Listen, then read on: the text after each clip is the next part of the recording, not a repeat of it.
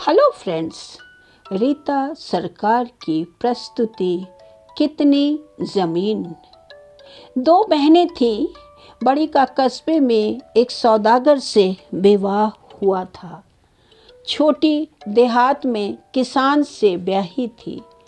बड़ी का अपनी छोटी बहन के यहाँ आना हुआ।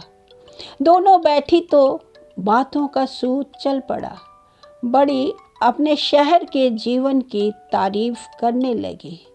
देखो कैसे आराम से हम रहते हैं, फैंसी कपड़े और ठाठ के सामान, स्वाद स्वाद की खाने पीने की चीज़ें, और फिर तमाशे, थिएटर, बाग बागीचे।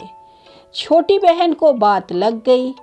अपनी बारी पर उसने सौदागर की जिंदगी को हे बताया और किसान का पक्ष लिया। कहा, मैं तो अपनी जिंदगी का तुम्हारे साथ अदला बदला कभी ना करूं। हम सीधे सादे और रूखे से रहते हैं, तो क्या चिंता फिक्र से तो छूटे हैं। तुम लोग सजी धजी रहती हो, तुम्हारे यहाँ आमदनी बहुत है, लेकिन एक रोज वह सब हवा भी हो सकती है। जी। बड़ी बहन ने ताना देते हुए कहा, बस बस, पेट तो जानवर भी भरते हैं, पर वह भी कोई जिंदगी है। तुम्हें जीवन के आराम, अदब और आनंद का क्या पता। छोटी ने कहा, तो इसमें क्या हुआ। हाँ, हमारा काम चिकना चुपड़ा नहीं है, लेकिन हमें किसी के आगे झुकने की भी जरूरत नहीं है। शहर में तुम हजार लालच से घिरी रहती हो। घर का मालिक दीना ओसारे में खड़ा औरतों की यह बात सुन रहा था। उसने सोचा कि बात खरी है।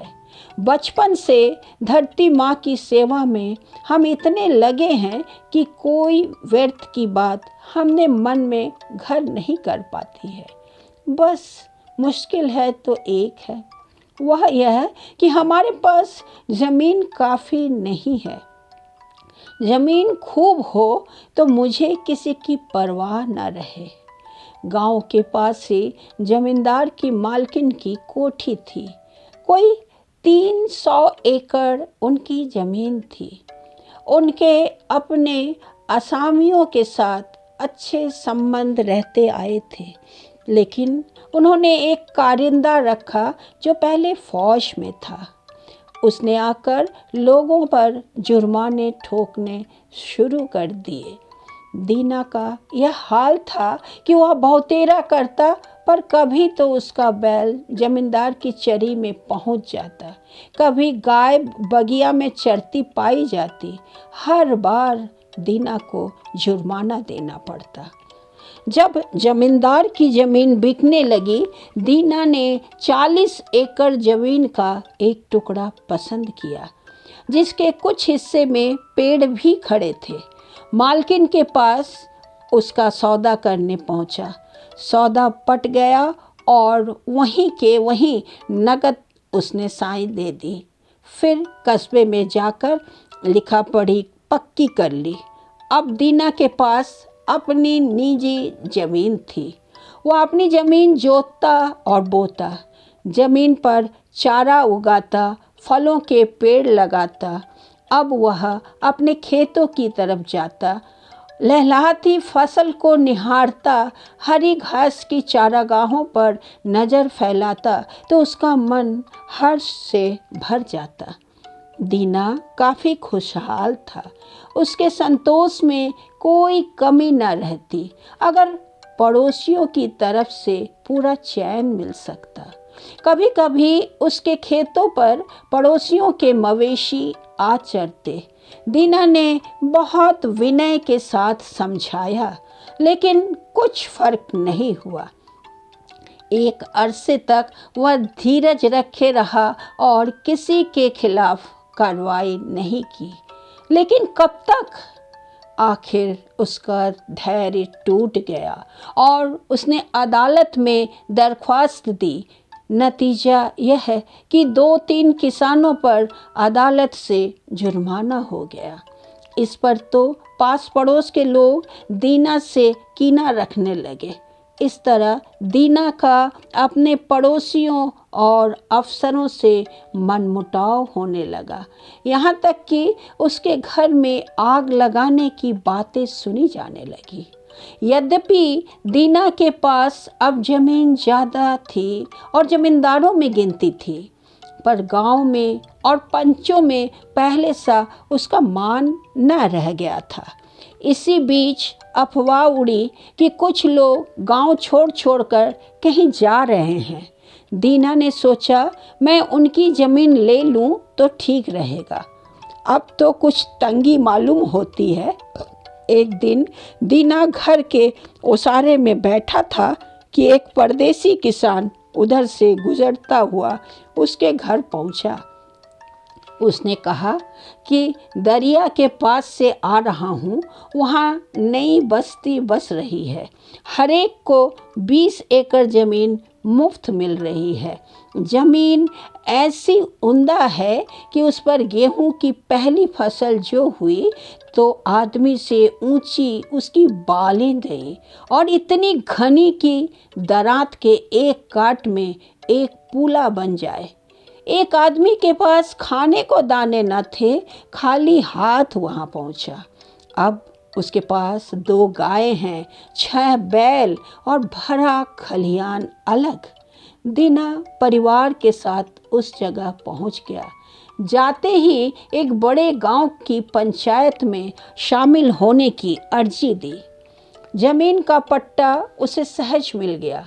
मिली जुली ज़मीन में से उसके और उसके बाल बच्चों के इस्तेमाल के लिए 100 एकड़ ज़मीन उसको दे दी गई। पंचायती चारागाह भी उसके लिए खुला कर दिया गया। दीना ने ज़रूरी इमारतें अपने लिए खड़ी की और मवेशी खरीद लिए। वह पहले से कई गुना खुशहाल हो गया। उसके पास चराई के लिए खुला मैदान का मैदान पड़ा था और जितने चाहे वह ढोर रख सकता था। पहले तो वहाँ ज़मीन और मकान आदि बनवाने में वह रमा रहा। वह अपने से खुश था और उसे गर्व मालूम होता था। जब वह इस खुशहाली का आदी हो गया तो उसे लगने लगा कि यहाँ भी ज़मीन काफ़ी नहीं है और होती तो अच्छा था।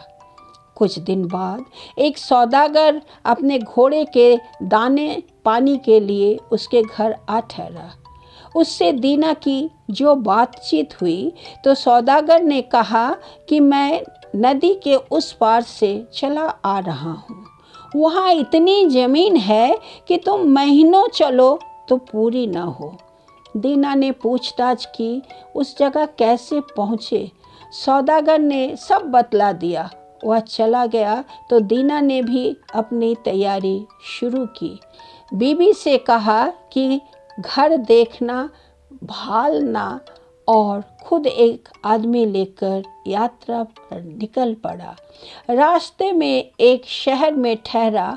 वहाँ से चाय के डिब्बे, मिठाई आदि उपहार की अन्य चीज़ें जो सौदागर ने बताई थी ले ली।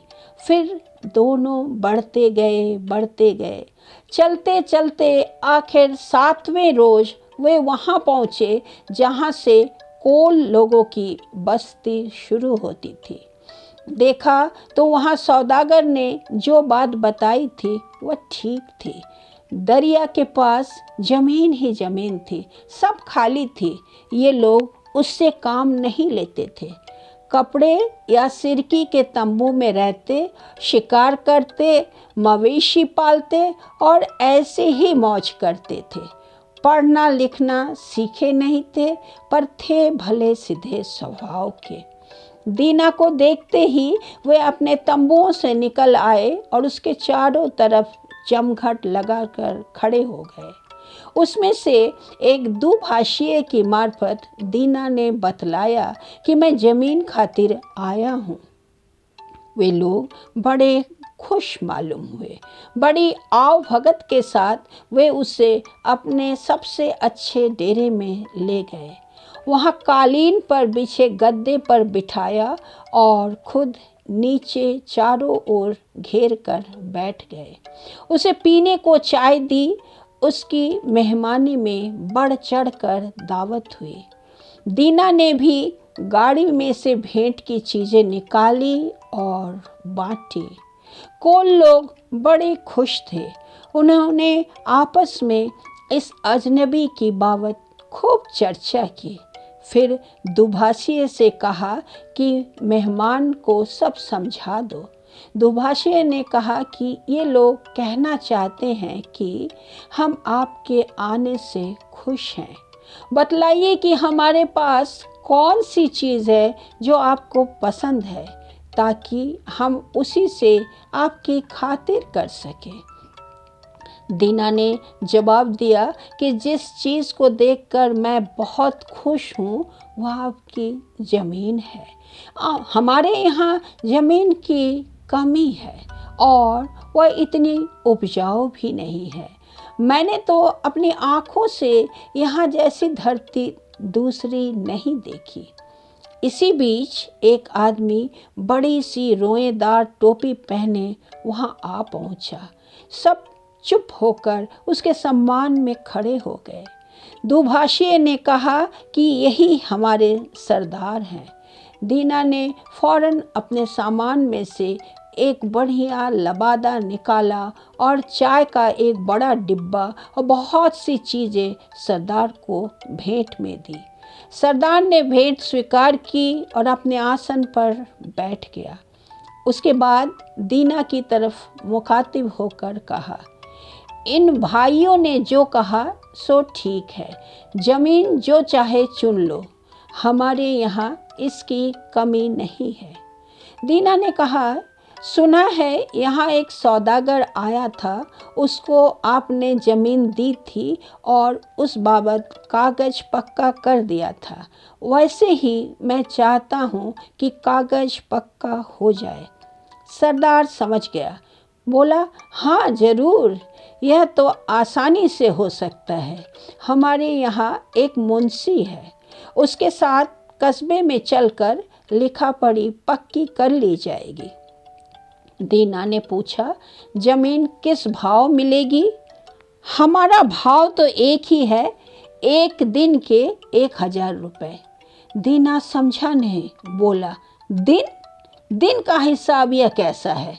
बताइए कितने एकड़? सरदार ने कहा, यह सब गिनना गिनाना हमसे नहीं होता।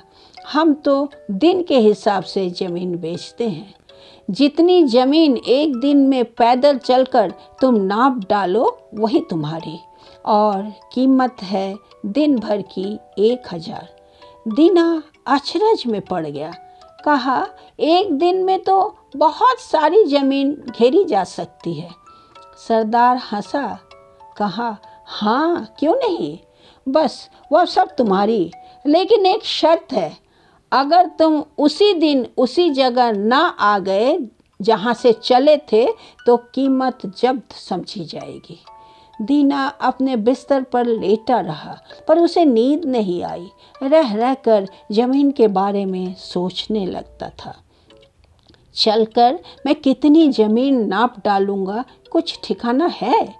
एक दिन में लगभग 60 किलोमीटर तो आसानी से ही चल लूँगा। दिन आजकल लंबे होते हैं और 60 किलोमीटर कितनी ज़मीन उसमें आ जाएगी। उसमें से घटिया वाली तो बेच दूंगा या किराए पर उठा दूंगा, लेकिन जो चुनी हुई उम्दा होगी वहाँ अपना फार्म बनाऊंगा। 2 दर्जन तो बैल फ़िलहाल काफ़ी होंगे, 2 आदमी भी रखने होंगे। कोई 150 एकड़ में तो खेती करूंगा, बाकी बटाई के लिए। दीना सवेरे उठा और गाड़ी में सोते हुए अपने आदमी को जगाया। कहा कि गाड़ी तैयार करो। खुद कोल लोगों को बुलाने चल दिया। जाकर कहा, सवेरा हो गया, ज़मीन नापने अब चल पड़ना चाहिए। कोल लोग सब उठे और इकट्ठे हुए। सरदार भी आ गए। चलने से पहले उन्होंने चाय की तैयारी की और दीना को चाय के लिए पूछा। लेकिन चाय में देर होने का ख्याल कर उसने कहा, अगर जाना है तो हमको चल देना चाहिए, वक्त बहुत हो गया। एक टेकरी पर पहुंचकर सरदार ने आगे तक फैले मैदान की तरफ हाथ उठाकर दीना से कहा, देखो, जहाँ तक आँख जाती है वहाँ तक हम लोगों की ज़मीन है, इसमें जो तुम चाहो ले लो। दीना की आंखें चमक उठी। धरती एकदम अछूती थी, बस हथेली की तरह दमदार और मुलायम, काली ऐसी कि बिनौला, और जहाँ कहीं जरा निचान था वहाँ छाती छाती भर तरह तरह की हरियाली छाई थी। सरदार ने अपने सिर के रोएदार टोपी उतारकर धरती पर रख दी और कहा, यह निशान रहा, यहाँ से चलो और यहीं आ जाओ। जितनी ज़मीन चल लोगे वह तुम्हारी होगी। दीना ने भी रुपए निकाले और गिनकर टोपी पर रख दिए। फिर उसने अपना कोट उतार डाला, पैंट को कस लिया, अंगोछे में रोटी रखी, आस्तीनें चढ़ाई, पानी का बंदोबस्त किया, आदमी से फावड़ा लिया और वह चलने को तैयार हो गया। कुछ क्षण सोचता रहा कि किस तरफ को चलना बेहतर होगा। सभी तरफ का लालच होता था। उसने तय किया कि आगे देखा जाएगा, पहले तो सामने सूरज की तरफ ही चलूं। एक बार पूरब की ओर मुंह करके खड़ा हो गया, अंगड़ाई लेकर बदन की सुस्ती हटाई, सोचने लगा मुझे वक्त नहीं खोना चाहिए, क्योंकि ठंड ठंड में रास्ता अच्छा पार हो सकता है। सूरज की पहली किरण का उसकी ओर आना था कि दीना कंधे पर फावड़ा संभाल खुले मैदान की ओर चल दिया। 1001 मीटर चलने पर वह ठहरा। वहाँ एक गड्ढा किया और घास ऊंची चीन दी कि आसानी से दिख सके। फिर आगे बढ़ा। अब उसके बदन में फुर्ती आ गई। उसने चाल तेज कर दी। कुछ देर बाद दूसरा गड्ढा खोदा और अब पीछे मुड़कर देखा। सूरज की धूप में टेकड़ी साफ दिखती थी। उस पर आदमी खड़े थे। अंदाजन 5 किलोमीटर तो वह आ गया होगा। धूप में ताप आता जाता था। बास्केट उतारकर उसने कंधे पर डाल ली और फिर चल पड़ा। अब खासी गर्मी होने लगी। उसने सूरज की तरफ देखा। वक्त हो गया था कि कुछ खाने पीने को भी सोचा जाए। एक पहर तो बीत गया, लेकिन दिन में 4 पहर होते हैं। हाँ, अभी क्या लौटना, अभी क्या जल्दी है, लेकिन जूते उतार डालूं। यह सोच उसने जूते उतार कर धोती में खोस लिए और बढ़ चला। अब चलना आसान था। सोचा अभी 5 किलोमीटर और भी चला चलूं, तब दूसरी दिशा लूँगा। कैसी उम्दा जगह है, उसे हाथ से जाने देना हिमाकत है। लेकिन क्या अजब बात है कि जितना आगे बढ़ो उतनी ज़मीन एक से एक बढ़कर मिलती जाती है। कुछ देर वह सीधा चलता रहा, फिर पीछे मुड़कर देखा तो टेकड़ी मुश्किल से दिख पड़ती थी और उस पर के आदमी रेंगती चींटी से मालूम होते थे, और वहाँ धूप में जाने क्या कुछ चिलकता हुआ सा दिख पड़ता था। दीना ने सोचा, ओह, मैं इधर काफ़ी बढ़ आया हूँ, अब लौटना चाहिए। पसीना बहता जा रहा था और प्यास भी उसे लग आई थी। यहाँ ठहर कर उसने गड्ढा करके ऊपर घास का ढेर चीन दिया। उसके बाद पानी पीकर सीधा बाईं ओर मुड़ गया। वह चलता गया। घास ऊंची थी और गर्मी बढ़ रही थी। वह थकने लगा। उसने सूरज की तरफ देखा। सिर पर दोपहरी आ गई थी। सोचा अब जरा आराम कर लेना चाहिए। वह बैठ गया, रोटी निकाल कर खाई और कुछ पानी पिया। लेटा नहीं कि कहीं नींद ना आ जाए। इस तरह कुछ देर बैठ आगे बढ़ा।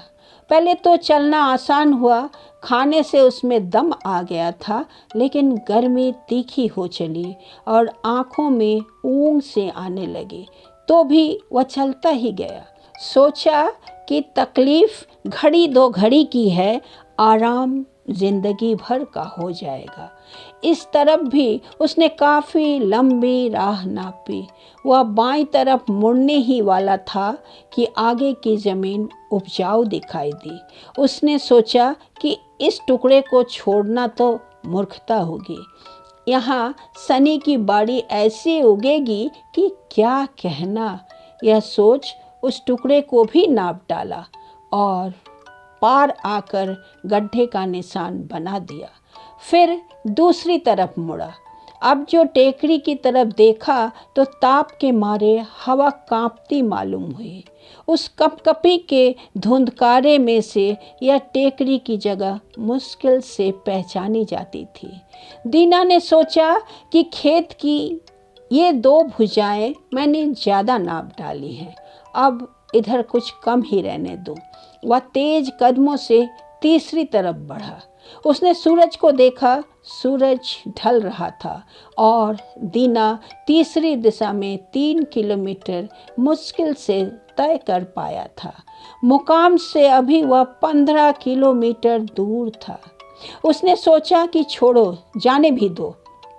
मेरी ज़मीन की एक बाजू छोटी रह जाएगी तो छोटी सही, लेकिन अब सीधी लकीर में मुझे वापस चलना चाहिए। जो ऐसे कहीं मैं दूर निकल गया तो बाजी गए। अरे इतनी ही ज़मीन क्या थोड़ी है। यह सोच दीना ने वहाँ तीसरे गड्ढे का निशान डाल दिया और टेकड़ी की तरफ मुड़कर ठीक उसी सीध में चल दिया। नाक की सींध बांधकर वो टेकड़ी की तरफ चला, लेकिन अब चलना मुश्किल हो रहा था। धूप उसका सत ले चुकी थी। नंगे पैर जगह जगह कट और छिल गए थे और टांगें जवाब दे रही थी। जरा आराम करने का उसका जी हुआ, लेकिन वह कैसे हो सकता था। सूरज छिपने से पहले उसे वहां पहुंच जाना था और सूरज किसी की बाट देखना बैठा नहीं रहता। वह पल पल नीचे ढल रहा था। दीना जी तोड़ चलने लगा। चलने में सांस फूलती और कठिनाई होती थी, पर तेज कदम रखता गया। लेकिन जगह अब भी दूर थी। यह देख उसने दौड़ना शुरू किया। कंधे से बास्केट फेंक दी और जूते भी। टोपी अलग की, बस हाथ में फावड़ा रहने दिया। रह रह कर सोचता कि अब मैं क्या करूं। अब सूरज छिपने से पहले मैं वहां कैसे पहुंचूंगा। इस सोच और डर से वह हाँफने लगा। वह पसीना पसीना हो रहा था, मुंह सूख रहा था, फिर भी वह भागता ही जाता था। छाती उसकी धौंकने की तरह चल रही थी। दिल भीतर हथौड़ी की तरह चोट सा धड़कने लगा। उधर टांगें बेबस हुई जा रही थी। दीना को डर हुआ कि इस थकान के मारे कहीं गिरकर ढेर ना हो जाए, पर वह नहीं रुका। इतना भागकर भी अगर मैं अब रुकूंगा तो वे सब मुझ पर हंसेंगे और बेवकूफ़ बनाएंगे। इसलिए उसने दौड़ना ना छोड़ा, दौड़ता ही गया। आगे कोलों की आवाज़ सुनाई पड़ती थी। वे उसको ज़ोर ज़ोर से आवाज़ देकर बुला रहे थे। इन आवाज़ों पर उसका दिल और सुलग उठा। अब अपनी आखिरी ताकत समेट वह दौड़ा। सूरज धरती से लगा जा रहा था। तिरछी रोशनी के कारण वह खूब बड़ा और लहू सा लाल दिख रहा था। अब डूबा तब डूबा। सूरज बहुत नीचे पहुंच गया, लेकिन दीना भी जगह के बिल्कुल किनारे आ लगा था। टेकड़ी पर हाथ हिला हिलाकर बढ़ावा देते हुए कोल उसे सामने दिखाई देते थे। अब तो जमीन पर रखी वह टोपी भी दिखने लगी। वहीं बैठा सरदार भी दिखाई दिया। वह पेट पकड़े हंस रहा था। दीना ने हसरत भरी निगाह से सूरज की तरफ देखा। सूरज धरती को छू चुका था। कुछ हिस्सा डूब भी चुका था। बची खुची शक्ति से आगे बढ़ा। टेकरी पर पहुँचते पहुँचते अंधेरा हो आया था। उसके मुंह से एक चीख सी निकल गई, ओह, मेरी सारी मेहनत व्यर्थ गई। यह सोचकर वह थमने को हुआ, लेकिन उसे सुन पड़ा कि कोल लोग अब भी उसे पुकार रहे हैं। उसे सहसा याद आया कि वे लोग ऊंचाई पर खड़े हैं और उन्हें सूरज अब भी दिख रहा होगा। सूरज छिपा नहीं है, मुझको नहीं दिखता। यह सोचकर उसने लंबी सांस खींची और टेकरी पर आंखें मूंद कर दौड़ा। चोटी पर अभी धूप थी। पास पहुंचा और उसके मुंह से चीख निकल पड़ी। टांगों ने जवाब दे दिया। वह मुंह के बल आगे को गिरा और उसके हाथ टोपी तक जा पहुंचे। खूब खूब, सरदार ने कहा। देखो उसने कितनी जमीन ले डाली। दीना का नौकर दौड़ा आया। उसने मालिक को उठाना चाहा, लेकिन देखा मालिक के मुंह से खून निकल रहा है। दीना मर चुका था। कोल लोग दया और व्यंग से हंसने लगे। नौकर ने फावड़ा लिया और दीना के लिए कब्र खोदी और उसमें लिटा दिया। सिर से पांव तक कुल 2 मीटर जमीन उसके लिए काफ़ी थी। यह एक दुखद अंत था। धन्यवाद।